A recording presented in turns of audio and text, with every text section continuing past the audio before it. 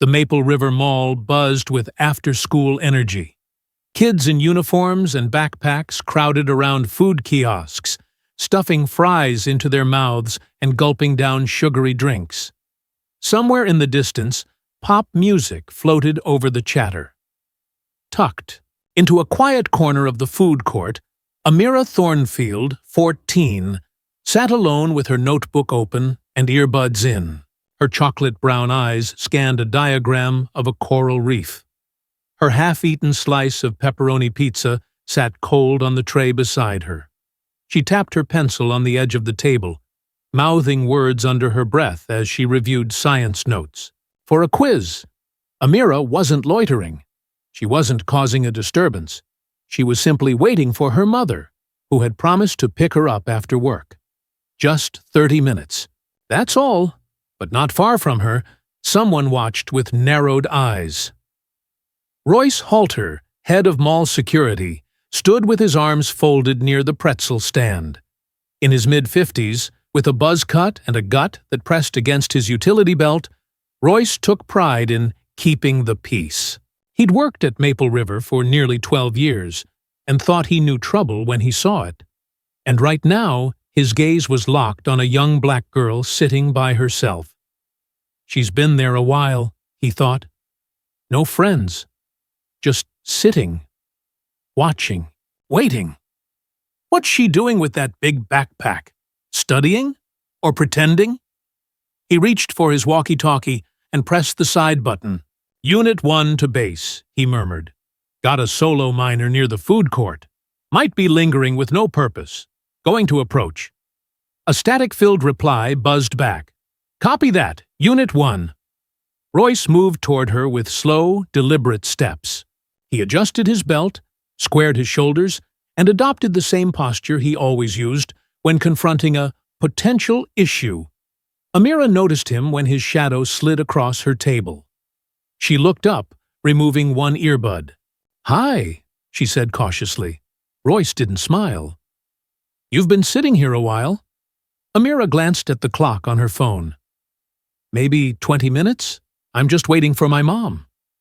Mall's not a waiting room, he replied. Food court is for paying customers only. I bought pizza, she said, motioning toward the crust still sitting on her tray.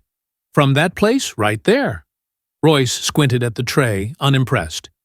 You have any ID? Amira blinked. I'm 14. Then where's your guardian? She's coming. She gets off duty in 10 minutes. That's not good enough, he said, voice tightening. You can't hang around here unsupervised. You got a reason to be here? I just told you, I'm waiting, and I already bought food. Royce stepped closer. You sure you're not waiting for someone else? Maybe keeping an eye on the stores? Her heart skipped a beat. What? No, I'm just… Stand up, he ordered. I need to check that bag.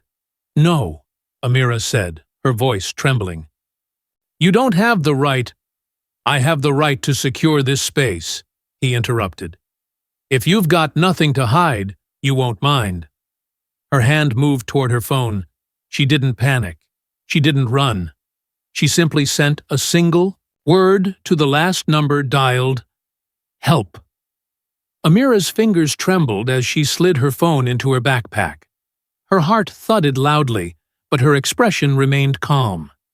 She had been taught to stay composed, no matter what. Her mother always said, in moments like these, silence speaks louder than fear.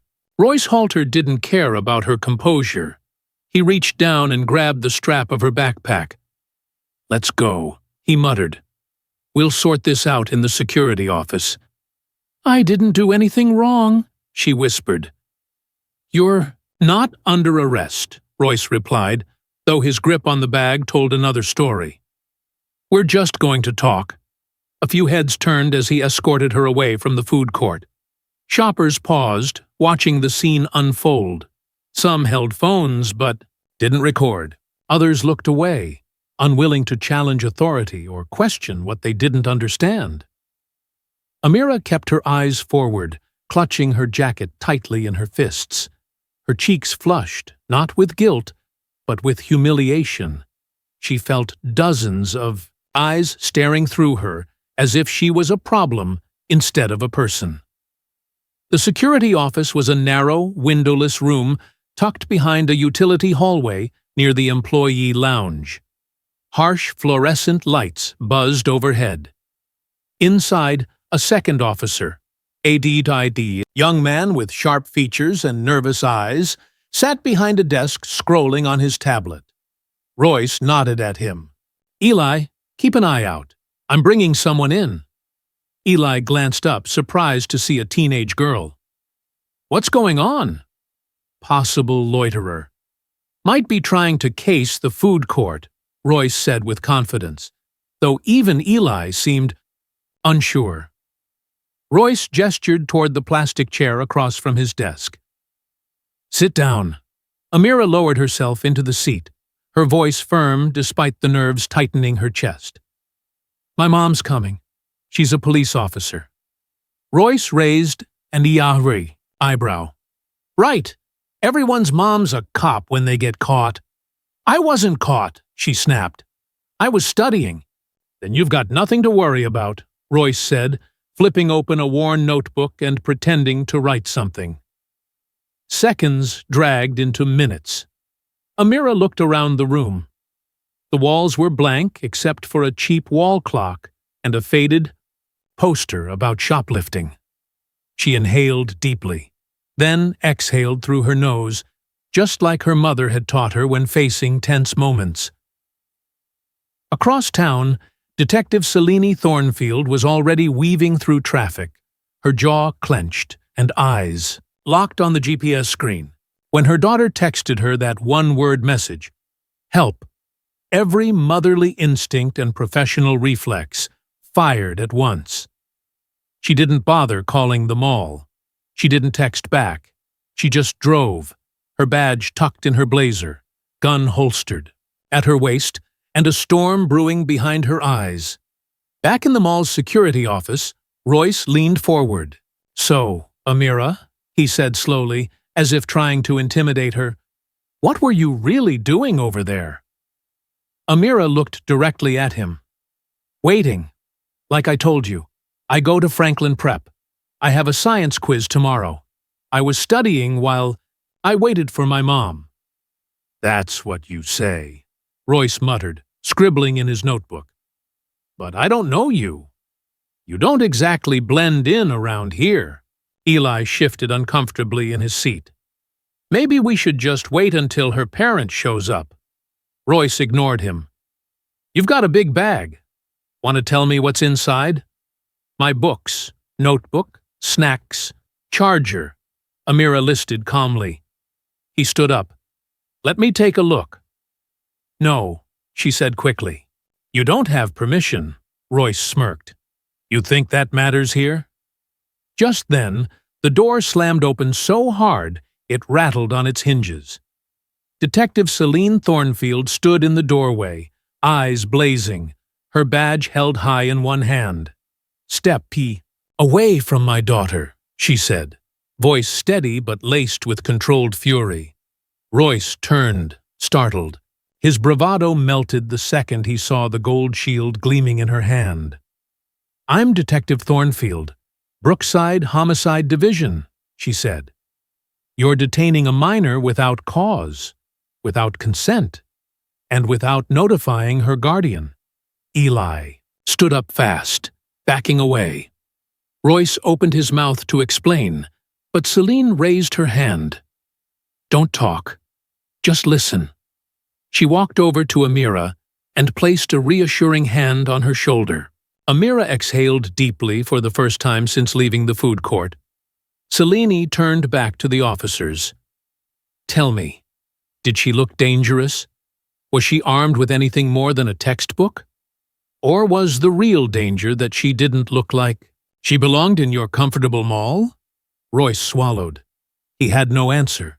The authority in her tone stripped him of every excuse he thought he had. "We're going to talk about this," Selene said firmly. "With mall management, with legal, and with the press if necessary."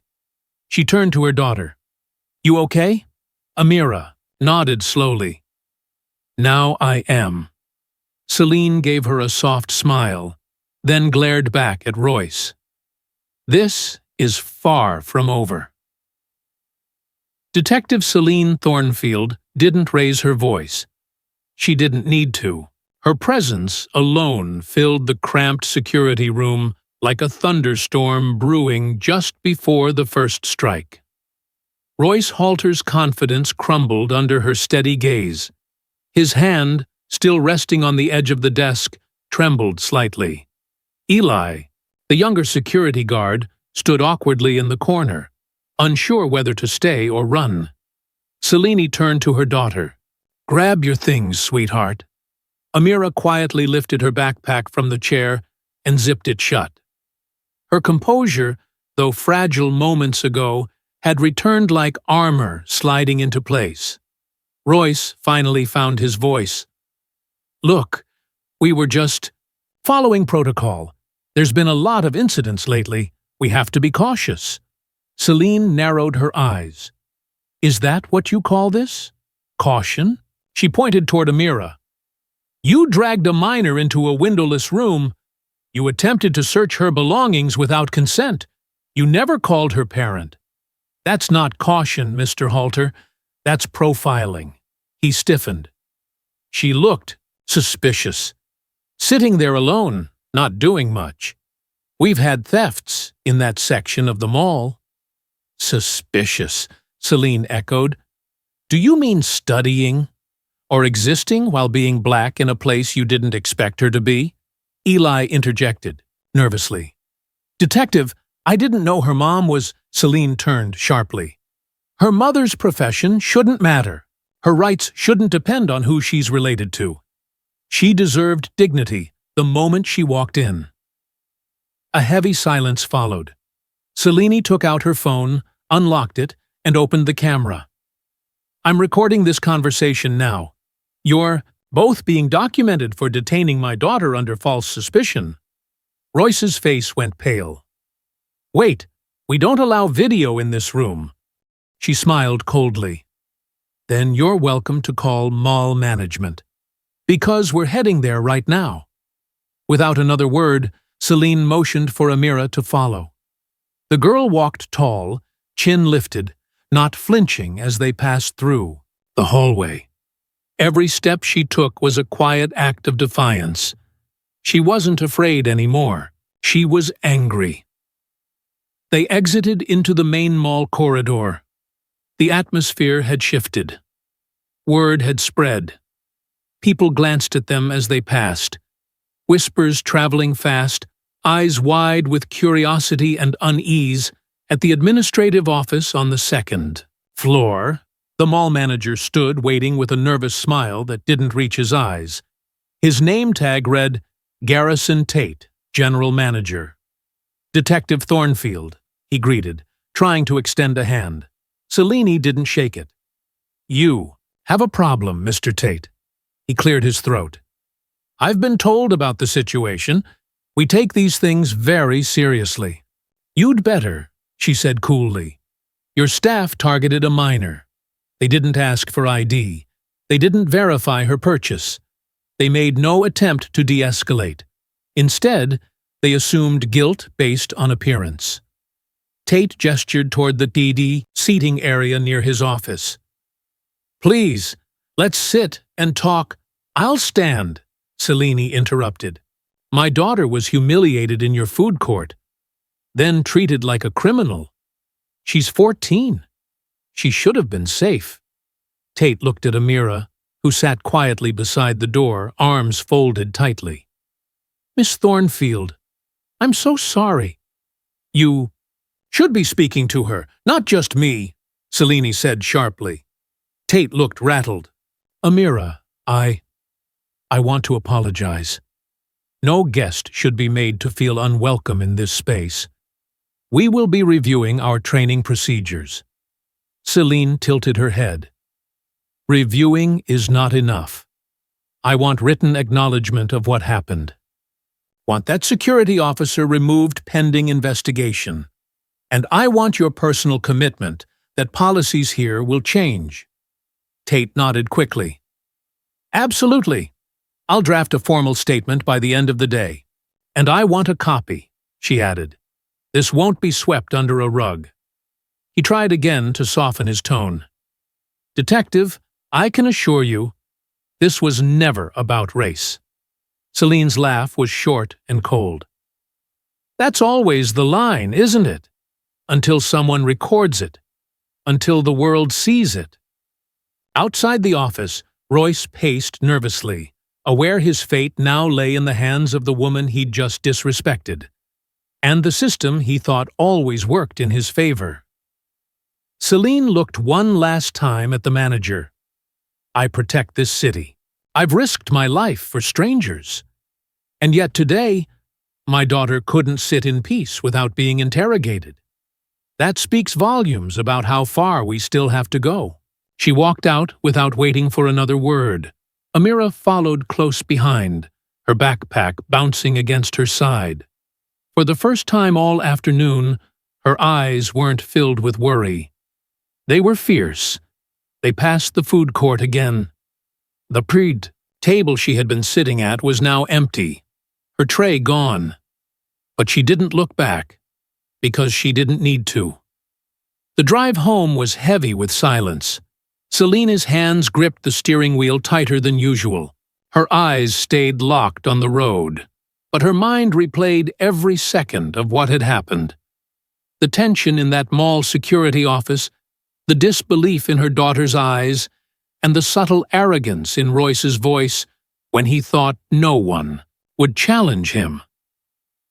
Amira sat in the passenger seat, her knees pulled slightly to her chest, backpack pressed between her legs. She stared out the window, not speaking, not crying, just thinking. The hum of the car and the occasional turn signal were the only sounds between them. After several minutes, Selene broke the silence. Do you want to talk about it? Amira didn't answer right away. When she finally turned to look at her mother, her voice was calm but distant. Would it have ended differently if you weren't a cop? Celine's stomach twisted. It was the question she had dreaded. I don't know, she admitted. And that's the part that scares me. Amira turned back to the window. I wasn't loud. I didn't act out. I was just there. I know, baby. You didn't do anything wrong. But it still happened. Celine swallowed the knot in her throat. Yes, it did. They pulled into their driveway just as the sun dipped behind the rooftops. The warm amber light spilled across the lawn, casting long shadows over the sidewalk. Home! The one place Celine had always promised her daughter would feel safe. But today had shaken that promise. Inside, Amira went straight to her room. She didn't slam the door. She didn't cry out. She simply sat on her bed and opened the same notebook she had been studying at the mall. But this time, she wasn't focused on coral reefs or marine ecosystems. She was thinking about how quickly things had changed, how fast she went from being a student to being a suspect. Selene stood in the hallway for a moment, listening to the soft rustle of pages turning. She could hear her daughter breathing, steady, controlled, the same way she had taught her when fear took hold. Later that evening, Selena sat at the kitchen table, her laptop open, typing out a formal complaint. Every word she chose was precise, every detail documented. She wasn't doing it just for Amira. She was doing it for every child who might not have a parent arrive in time. She paused midway through the letter and stared at the screen. How many stories like Amira's never reach the light? How many children are quietly punished for simply existing in places they're not expected to be? She hit save. Meanwhile, across town, Royce Halter sat alone in his dimly lit living room. His TV flickered with the evening news, but he wasn't really watching. His phone buzzed twice with emails, one from mall administration, the other from corporate HR. He didn't open either. The look on Selene's face haunted him more than he cared to admit. It wasn't just the badge she wore or the title she carried. It was the dignity she demanded, the truth she held up like a mirror. And what he saw in that reflection wasn't professionalism. It was bias. It was fear dressed up as caution. And for the first time, Royce began to understand that maybe the danger hadn't been the girl in the food court. Maybe it had been him. Back at the Thornfield house, Selene knocked gently on Amira's door. "Can I come in?" A soft "yeah" came from the other side. She stepped inside to find her daughter curled up under a blanket, still holding the same notebook. "I filed the complaint," Selene said quietly. "And I'll be following up with the school board. They need to know what happened too. You matter. Your presence matters." Amira nodded slowly. "I know." Selene sat beside her on the bed.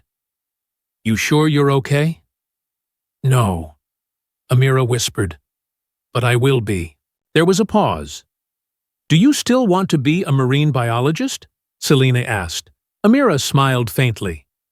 "Yeah. Maybe even study the patterns of how sharks circle their prey. It feels kind of familiar." Selene let out a soft laugh, despite the ache still sitting in her chest. "You'll be amazing. Smarter than every person who doubted you today." Amira leaned her head against her mother's shoulder. "Thanks for showing up." "I'll always show up," Selene whispered. "Even if the world tries to push you out of frame, I'll be right here to put you back in it." How many more children have to explain their innocence before someone finally believes them? How often do we look at someone and decide, without proof, that they don't belong? And when that judgment turns into action, who pays the price? Today, Amira had someone powerful to step in. But not every story ends like this one. Maybe it's time we stop asking, "What was she doing there?" and start asking, "Why did we assume she shouldn't be?" Because the real danger isn't who we see. It's what we refuse to see in ourselves.